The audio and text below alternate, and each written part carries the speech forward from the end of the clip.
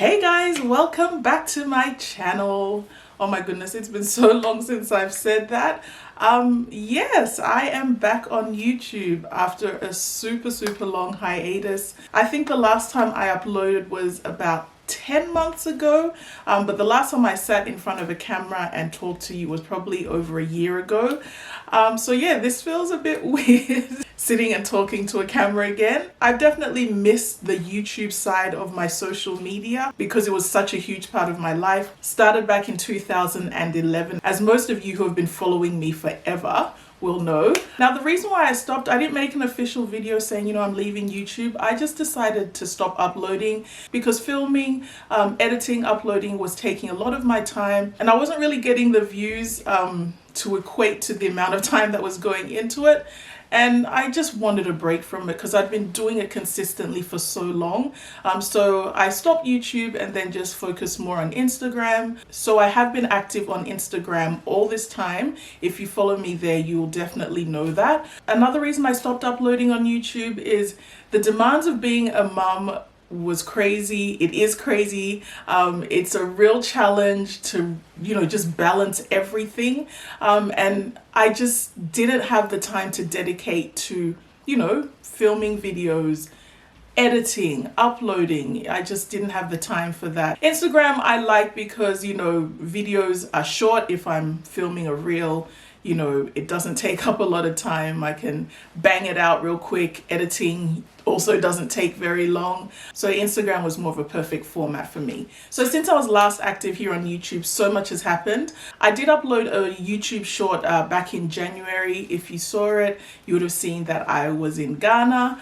So yeah, we went to Ghana end of October last year and we were in Ghana for almost 4 months. We came back towards the end of February. So we had planned to go to Ghana last year. We wanted to leave in about November and return in January because Seb has started prep this year. He's a big kid now. He's in the big school, as we call it. So we wanted to come back before Seb started school at the end of January because that's when the new school year starts here in Australia. So we're going to go, November till January. Airfares were crazy expensive. Obviously, the closer you get to Christmas time, the higher the fares. And I've told you guys before, traveling from Australia to Ghana is not for the faint-hearted. Those ticket prices are crazy. We wanted to come back before Seb started in January, but that's still in peak season. So for the 4 of us, hubby, myself, and the 2 kids to go, we were looking at around $14,000 just for our airfares, which was just crazy. So we had wanted to push it back a little bit just so we could avoid paying that amount. And literally the prices were like up and down every day. We were checking every day to see what the prices were, and literally it could fluctuate 1,000 up, 500 down, 2,000, like it was crazy. So the way the ticket prices were going, we weren't going to be able to get back before Seb started his first day of school because it was just like unreasonable. The ticket prices just didn't make any sense. So we were going back and forth trying to decide when to leave, when to come back. But then unfortunately my grandfather passed last year in August, which was extremely devastating. This is my grandfather on my mother's side. My grandfather and my grandmother came here back in 2019. They were in my vlogs back then. So I have beautiful memories with my grandfather. So yeah, that happened back in August. And those of you who are Ghanaian will know that funerals in Ghana, it's a whole situation. So his funeral was scheduled for February this year. So we ended up having to move the date that we had wanted to come back to Australia to after my grandfather's funeral. So Seb ended up missing like the first month of school. The only silver lining in that, if I can say that, is coming back to Australia in February meant the ticket prices were so much better. So we ended up paying around 8,900 for the 4 of us to go, as opposed to that almost 14,000 we would have paid if we had come back not even like a month earlier. So yeah, that's why we were in Ghana for all that time, but it was a much needed vacation, rest and rejuvenation, coupled in with my grandfather's funeral, which was very, like I said, extremely sad. That was like towards the end of the trip though. It was the weekend of, I think, February 10, 11, and 12. So that was like a week before we came back to Australia. So we got to relax and enjoy being in Ghana up until that point. So yeah, our time in Ghana consisted of a lot of lunch dates. Hubby and I got to go on little dates together because my cousin came to stay with us. She literally did everything for me, you know, did all the house chores, cooked any aspect of the kids. She took care of them, so that was amazing. It allowed me to really, you know, relax and enjoy being in Ghana. Had brunch and lunch dates with my friends, and then I was able to also meet up with a few of my fellow influencers who I follow on Instagram, you know, like my Instagram sisters, and we were able to link up in Ghana because, you know, a lot of people came to Ghana during that Christmas period, which we all know now Ghana is the place to be during the festive season. It's the hotspot, it's the place to, you know, come and vacation. So yeah, a lot of people were down in Ghana, was able to link up with quite a few people, you know, get to spend time with people in real life who, you know, you've been friends with, you know, texting and all that kind of stuff on the socials. So that was really, really nice. I even had some of you on Instagram ask me if I'd actually moved to Ghana finally, because yeah, it was a nice, you know, long trip there. We really got to experience Ghana in its entirety because it wasn't, yes, it was a vacation, but we didn't have the mindset of being on vacation because we were there for so long. Because Chale, the way the city was up and down, like we were there when the city went up to what, almost 15 cities to the US dollar. And then when it dropped again after the new year. So yeah, it was quite a time to be there, and things are super expensive in Ghana compared to when we were there in 2019. Yeah, everything has doubled, tripled even. The same meals that I had, you know, back in 2019, this year, the prices are like 2, 3, even 4 times as expensive as it was back then. Just basic everyday stuff is expensive. Like Bella is still in diapers, so buying diapers was expensive. Milo is expensive, like just the basic stuff. So when they say Ghana, Accra, let's not say Ghana, Accra is expensive. Yes, Accra is very, very expensive. Like when we change over money from, you know, Australian dollars to the city, yeah, it goes just like that. Like 100 cities goes just like that. So 1,000 cities, like if you're not careful, yes, you will go broke if you have vacation mentality and you're in Ghana for a considerable amount of time. So yeah, we got to, you know, enjoy the vacation aspect, but Chale, we had to do everything in moderation. It was a lot of planning and strategizing because we were there for 4 months. Otherwise, all our money would run out because yeah, it's, and having 2 kids as well. Internet, Surfline went down while we were there. We were bundling MTN every day. The kids were, you know, watching their Netflix and they were on their tablets, you know, electricity. It's so hot. So the AC was running 24/7. Like, yeah, we had the mindset, okay, we're living in Ghana for 4 months. So, you know, we planned and budgeted accordingly because otherwise it wasn't going to be sustainable. But yeah, we really enjoyed our time there. Like I said, towards the end of the trip is when my grandfather's funeral happened. And this was my first funeral like in Ghana. I haven't attended a funeral in Ghana before, and I'm so glad I was able to be there. All our family members were there, so all my mom's sisters, my cousins, my nieces, my nephews, like we are such a huge family, and it was just a beautiful thing to know that I'm part of something so big. Like our family is incredible in terms of the numbers. Like, of 45 grandkids, I'm the oldest granddaughter, and then he's got 25 great grandchildren. It was just beautiful to be there, and I'm just so glad I didn't miss it and I was able to be there. His funeral was a 3-day event, Friday, Saturday, and Sunday. We were in Accra for most of our time in Ghana, and then as the funeral was approaching, we came to Kumasi, went to my parents' place in Kumasi. We stayed with them for a few days, and then we went to Banku, which is the town that I was born in. That's where my grandfather grew up his whole life and lived. And yeah, the funeral celebration, it's a celebration of life. We really celebrated my grandfather's life, and his legacy is just so beautiful.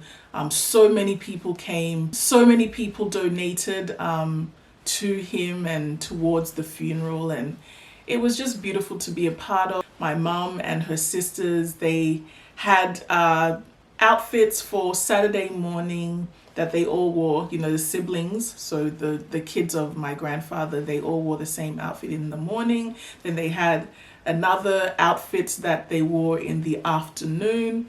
And the grandkids also, you know, had something that we all wore together. So on the Saturday, we all wore a t-shirt with my grandfather's picture on it. There was a lot of tears, especially on the Saturday, because that's the day that he was buried. There was a tent that they had, and his body was laying in state. So, you know, everyone could go view his body, which is very normal in Ghanaian tradition.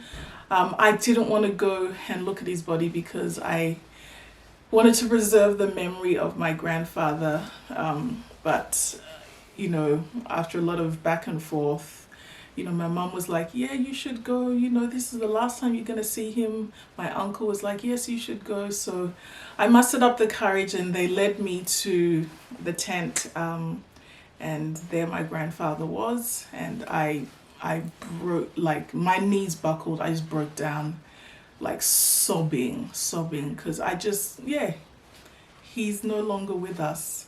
But just seeing him lay there also, he looked exactly like my grandfather. So it was like relief in the sense that he still looked like himself. But then it was the sadness that he's, you know, I'm never gonna hug him again. I'm never gonna have a conversation with him again. But yeah, it was very sad. And then after that, there was a church service. And then after the church service, they took him to where he was going to be buried. I didn't go to the place he was buried though. I'd had enough emotion for the day. I couldn't do it. So Sunday was more of a joyful occasion. There was lots of dancing, lots of laughter, lots of smiling, lots of joy. So yeah, that was Sunday. And then we wrapped it all up, and then we left on Monday back to Accra. And then it was like less than a week, and then we came back to Australia. So yeah, it was quite a trip, but definitely we needed it. We came back to Australia, and then life just went like this. Life is lifing right now. So Seb, like I said, has started prep. So I'm doing morning drop-offs and pickups. Bella has started daycare. There's just so much happening. I'm just trying to find my balance, find my footing, you know, get into the routine that is being a school mom now. So yeah, it's been hectic, but I'm so glad I've been able to carve out this time to come and talk to you guys, give you a bit of an update. What else? When I was in Ghana, I did a texture release, finally. I've been wanting to do a texture release for a little while now, but there's no places that offer it here in Australia. I'm telling you, Ghana is so ahead with all their beauty treatments.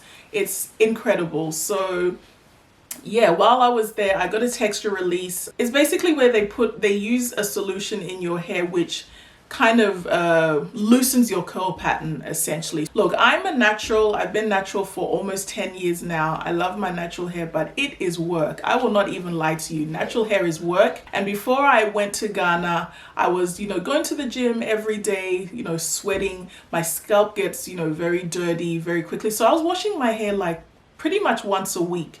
Now, when I washed it once a week, it's either I just leave it and just put in an Afro puff, or I need to blow dry and just, you know, stretch out my hair, because it was just, yeah, I just didn't have time to do anything with it. When I do that, I blow dry it, then I just chuck it up in a bun. So I did the texture release when I first got to Ghana, and it lasts about 3 months. Every time you wash it, some of the, you know, the solution or the product that they use washes out, and it lasts, you know, roughly 2 to 3 months depending on how often you wash your hair. And the first time that I got it done, it literally was like I had relaxed my hair. It was mwah, so beautiful.